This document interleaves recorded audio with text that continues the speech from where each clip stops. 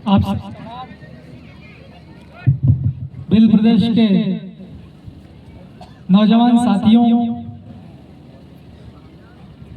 समाज के चिंतकों, सज्जनों, आज के इस स्मरण वाले दिन में, श्रद्धांजलि वाले दिन में पूरे मध्य प्रदेश की ओर से आप सभी को क्रांतिकारी जोहार पेश करता हूं।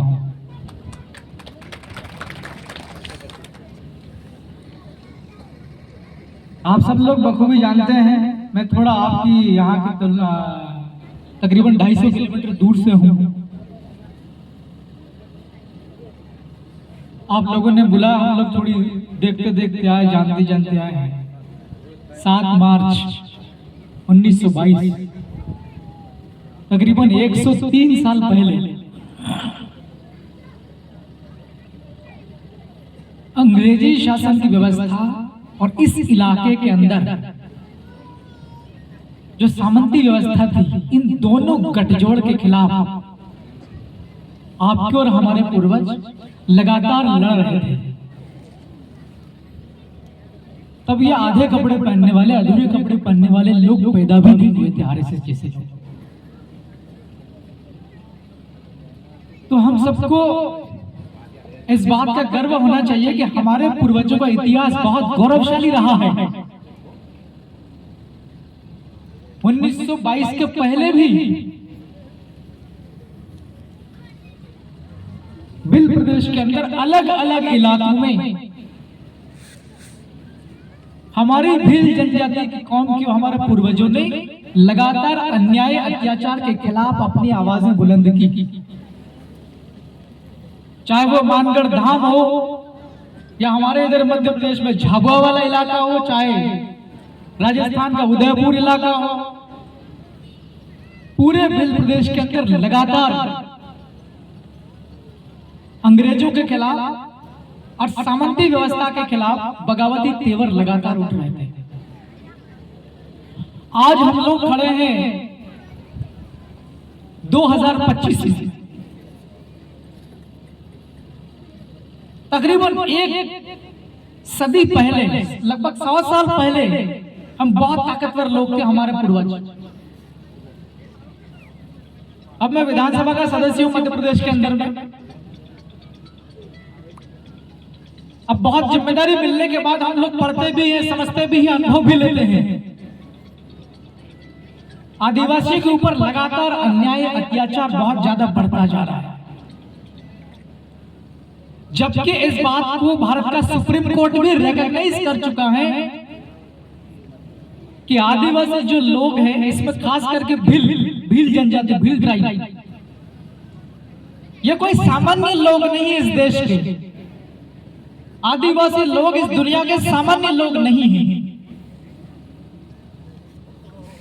भारत देश के, इस देश के मूल मालिक हैं। बाकी लोग, दुनिया के लोग इस भारत में आए नहीं थे। भारत नहीं बना था, उसके पहले से आदिवासी लोग इस देश के मालिक हैं। और आज के इस युग में आदिवासी के ऊपर लगातार, चाहे वो कोई सा भी इलाका हो, राजस्थान का इलाका हो, गुजरात का हो, मध्य प्रदेश का हो या महाराष्ट्र का हो, भील बाहुल्य इलाके में लगातार अभी महेश भाई वसावा जी ने कहा, जल जंगल जमीन, ये हमारे अस्तित्व को बना रखने के लिए जरूरी है।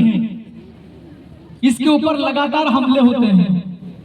बहुत बेहतरीन सी साइड देख के बड़ा सा डैम बनेगा और उस डैम का पानी आदिवासी लोगों को पीने के लिए भी नहीं मिलेगा और आदिवासी लोगों को खेती करने के लिए खेतों तक भी नहीं मिलेगा, कहीं और ही जाएगा, फैक्ट्रीज को पानी देने के लिए या फिर कोई महानगर को देने के लिए। इतना गौरवशाली इतिहास हमारे आदिवासी लोगों का रहा है।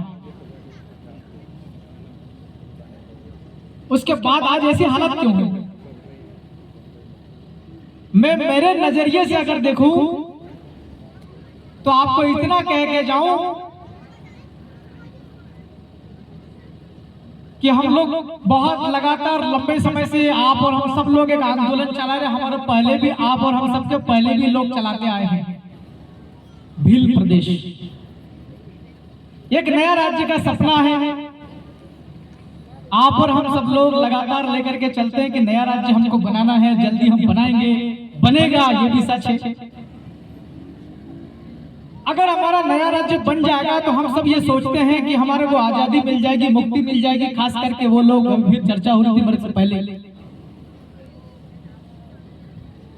बदमाश और भ्रष्ट लोग दो टाइप के होते हैं, एक तो गोरे होते हैं और दूसरे काले। अंग्रेज लोग चले गए, काले लोगों का आज भी देश पर राज है। खास करके हमारे भील प्रदेश वाले इलाके में बहुत ज्यादा आक्रमण है, बहुत ज्यादा दखल अंदाजी है। अगर नया राज्य हमारा बन जाता है, इस राज्य के अंदर शासन की व्यवस्था कैसी होगी, हमारे इलाके के अंदर में कौन प्रशासक होगा, ये आप और हम सब लोग मिलकर तय करेंगे। वो कैसे? अगर राज्य हमारा बन जाएगा नया राज्य, तो उस राज्य को चलाने वाली सरकार हमारे हाथ में होगी, आप हम सबके हाथ में होगी। नया राज्य बन जाएगा तो छोटे बड़े लोग तो हमारे होंगे ही होंगे, स्थानीय कानून बनाने वाले विधायक भी हमारे होंगे, मुख्यमंत्री भी हमारा होगा और सांसद भी हमारे। देश की जो सबसे बड़ी सदनें होती हैं, लोकसभा और राज्यसभा, वहां जाए। आज मैं अकेला हूं मध्य प्रदेश के अंदर में, मेरी एक छोटी सी पीड़ा में आपको व्यक्त करता हूं, आप समझ जाएंगे कि ये सामाजिक मंच है और ये बात कैसे आ गई। आप और हम सब इतने लोग यहाँ आदिवासी का संगठन है, आदिवासी समाज का, आदिवासी परिवार के संगठन को मजबूत करने के लिए आए हैं और श्रद्धांजलि एक कार्यक्रम है। संगठन में शक्ति होती है, हम सब लोग एक स्वर में संगठित हो जाएंगे। जिस प्रकार से घर परिवार में कोई कार्यक्रम होता है, सामाजिक या पारिवारिक कार्यक्रम होता है, हम सब लोग मिलकर के उस कार्यक्रम को अंजाम देते हैं, चाहे वो किसकी मौत हो जाती है, इंतकाल हो जाता है, अंतिम संस्कार करना हो या परिवार में शादी करनी हो। यानी कि हमारा संस्कृति एक समान है, हमारा रीति रिवाज एक समान है, हमारी सामाजिक व्यवस्था में एकता है। जिस प्रकार की सामाजिक परंपराओं का निर्वहन हमारा भील समाज आज यहाँ इस विजयनगर के आसपास के गांवों में करता है, ऐसा का ऐसा रीति रिवाज, ऐसी की ऐसी परंपरा, यही बोली, यही पहनावा, यही खान पान, मैं 250 किलोमीटर दूर से आ जाऊं वहां पर भी सेम टू सेम यही है। हर 5 साल के अंदर में, क्योंकि भारत लोकतांत्रिक देश है, लोग अलग अलग झंडे लेकर बिखर जाते हैं। कोई किस राजनीतिक दल के साथ चला जाता है, कोई किसके अधीन में हो जाता है, कोई बीजेपी के साथ चला जाता है, कोई कांग्रेस के साथ चला जाता है। मैं मोबाइल में देखता आ रहा था, आपका ये इलाका देश आजाद हुआ तब से लेकर आज दिन तक लगातार कांग्रेस के लोग विधायक रहे हैं। आपके जो आज का जो आपका एमएलए है, मेंबर ऑफ लेजिस्लेटिव असेंबली, क्या प्रशांत, क्या नाम पता है, चौधरी, तुषार भाई चौधरी, उनके पिताजी मुख्यमंत्री रहे हैं तकरीबन 5 साल तक। पहला आदिवासी कोई गुजरात का जो सीएम रहा है, उनका लड़का यहाँ से एमएलए है और मेरे ख्याल से मंत्री है गुजरात सरकार में। हमने 3-4 प्रकार की समस्याओं को मैंने नोटिस किया यहाँ आने के पहले। नंबर 1, यहाँ के आदिवासी लोगों को पैसों की जरूरत पड़ती है अपने सामाजिक गतिविधि को अंजाम देने के लिए, पारिवारिक समस्या का समाधान करने के लिए। तो आदिवासी लोग लोन लेने के लिए, थोड़ा पैसा उधार लेने के लिए किसी सामंती के पास में जाते हैं, किसी व्यापारी के पास जाते हैं और वो व्यापारी बहुत ऊंचे दर पर ब्याज वसूलता है, किस्त लगाई जाती है और किस्त चुकाते चुकाते पूरी जिंदगी आदिवासी की गुजर जाती है आपके इलाके में। और अगर समय पर वो ब्याज नहीं चुका पाता है आदिवासी आपके इलाके का, तो जो पैसा उधार देने वाले लोग होते हैं वो मारपीट भी करते हैं, बंधक बना लेते हैं। क्या मैं मेरी मन की बात तो नहीं कह रहा हूं? क्या मैं थोड़ा ठीक बोल रहा हूं? हाथ खड़े करके आप बता सकते हैं क्या, ताकि मैं अपनी बात आगे बढ़ाऊं? क्या मैं ठीक कह रहा हूं? Down your hands. हमारे यहाँ के विधायक पिताजी मुख्यमंत्री रहे, देश आजाद हुआ तब से लेकर के आज दिन तक, उसके बाद भी यह स्थिति क्यों है? आपके पूरे जिले के हम देखते आ रहे हैं कैसी अस्पतालों की व्यवस्था है। आपके इलाके में हमारे परिवार के लोग, आदिवासी परिवार के लोग, आपके हमारे परिवार के लोगों को जन्म से ही हृदय की और किडनी की बीमारियां लग जाती हैं। अस्पतालों के अंदर कैसी व्यवस्थाएं हैं ये आप सब बखूबी जानते हैं। तो मैं आज हजारों आदिवासी आज से 103 साल पहले अंग्रेजों के द्वारा मारे गए थे, जिन्होंने समाज के लिए शहीद हुए थे। उनकी शहादत पर श्रद्धांजलि व्यक्त करते हुए आज के चिंतन शिविर में अपनी एक ही बात कहना चाहूंगा कि हमारी सामाजिक जागरूकता, सामाजिक व्यवस्था मजबूत करने के साथ साथ जिस दिन हम लोग हमारी राजनीतिक शक्ति को पहचान जाएंगे, हमारे समाज में, हमारे परिवार में, हमारे घर में राजनीति की क्या जरूरत है, इसकी क्या वैल्यू है, इसकी क्या मूल्य है, समाज के अंदर मजबूती लाने के लिए, समाज की गरीबी, भुखमरी, बेरोजगारी, समाज के साथ लगातार शोषण, अन्याय, अत्याचार होता, इसको मिटाने के लिए राजनीति के जरिए हम लोग कैसे बेहतर कर सकते हैं, ये हम लोगों को समझने के साथ साथ उन लोगों को भी समझाना पड़ेगा, उन लोगों को भी जागरूक करना पड़ेगा जो आज यहाँ नहीं आ पाए हैं। लगातार सामाजिक चेतना जागरूक करने के लिए, जागरूकता फैलाने के लिए लगातार कार्यक्रम आयोजित होते हैं, लेकिन सब लोग जो खेती बाड़ी का काम करते हैं, गांव में रहते हैं, वो लगातार नहीं आ पाते हैं। उन लोगों तक भी हम लोगों को ये विचार, ये सोच उन तक पहुंचानी पड़ेगी। जिस दिन हमारा सामाजिक विकास के साथ, सामाजिक मजबूती के साथ राजनीतिक मजबूती आ जाएगी, उस दिन हम लोगों का सारा सिस्टम जैसा हम लोग चाहेंगे वैसा होगा, प्रशासन हम जैसा कहेंगे वैसा चलेगा। सदनों के अंदर सरकारें नीतियां बनाती, नियम बनाती, कानून बनाते हैं।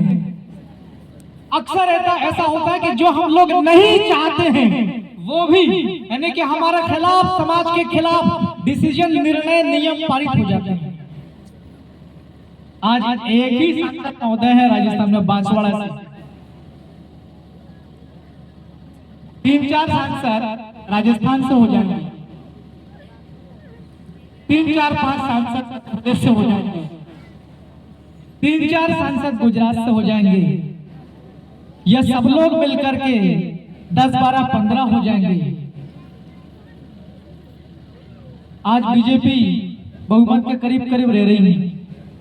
आने वाले समय में बहुमत के करीब ना बीजेपी होगी ना कांग्रेस होगी। जिधर बाप जाएगा सरकार उसकी ही बनेगी। और अगर ये शर्त रख दी, हमारा नया बिल प्रदेश राज्य पहले बना दो, भले मुख्यमंत्री बाद में बनाना, घोषणा पहले कर दो, मुख्यमंत्री बना दो, उसके बाद तुम हमारा, हम लोग तुम्हारे साथ में आएंगे, ऐसा बोल दिया, उस दिन नया राज्य बन जाएगा। कितने लोग आप चाहते हैं कि राजकुमार जैसे लगभग 10-15 राजकुमार आने वाले टाइम में और चले जाए? हाथ खड़े करो। Down your hands.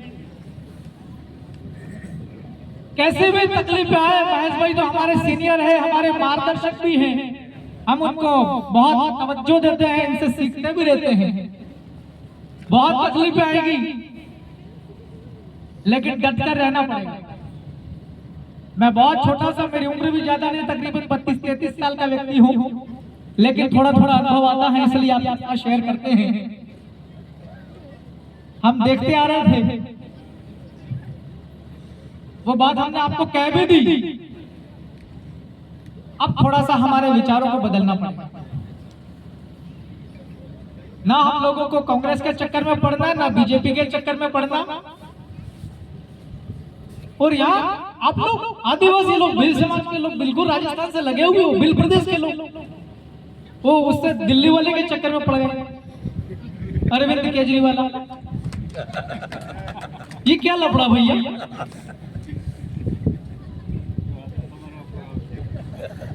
मैं ये अपेक्षा आपसे करते हैं, इस प्रकार की जो गलतियां हमसे हो जाती हैं, ये सबसे होती है। कभी आप ये ना सोचे कि हमसे ही हो गई ना, हम कहाँ इनके चक्कर में पड़ गए। बस आगे से तो इतना ध्यान रखना। हमारी बातों को आपने बहुत गौर से सुना है। मैं फिर आपके बीच में आऊंगा, मिलूंगा, अपनी बातें सुनिए। और अब हम सब लोग आपके पास दोबारा फिर आएंगे कभी, जब आप बुलाएंगे। हम मध्य प्रदेश में भी कुछ अच्छा करेंगे। अब पूरा नया भील प्रदेश बहुत जल्दी बनेगा।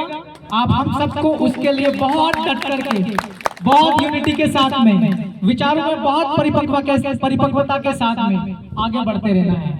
अगर नया राज्य भील प्रदेश बन गया तो आपके यहाँ पर, आपके इलाके में, विजयनगर के आसपास जितने भी आपके ब्याज पर पैसा आपको उधार देते हैं, ये लोग पैसा उधार देना ही भूल जाएंगे। उसका कारण है कि आप लोग और हम सब लोग मिलकर के सरकार चलाएंगे, और जैसा हम लोग चाहेंगे वैसा होगा। हमारा एक भी आदिवासी गरीब रहेगा ही नहीं। हम पैसा उधार लेने के लिए दूसरों के पास क्यों जाएंगे? सही है कि नहीं? इसलिए आपका, हम सबका जीवन अगर एक बार कुदरत ने दिया है, इंसान एक बार बनाया है, तो हमारी जिंदगी का योगदान समाज की बेहतरी के लिए, समाज में सुधार लाने के लिए, समाज को ऊंचाई पर ले जाने के लिए हमारा योगदान होना चाहिए। यह सबकी जिम्मेवारी बनती है। बातों को बहुत ध्यान से सुना, इसलिए एक बार पुनः बहुत बहुत धन्यवाद। जोहार, जय भील प्रदेश।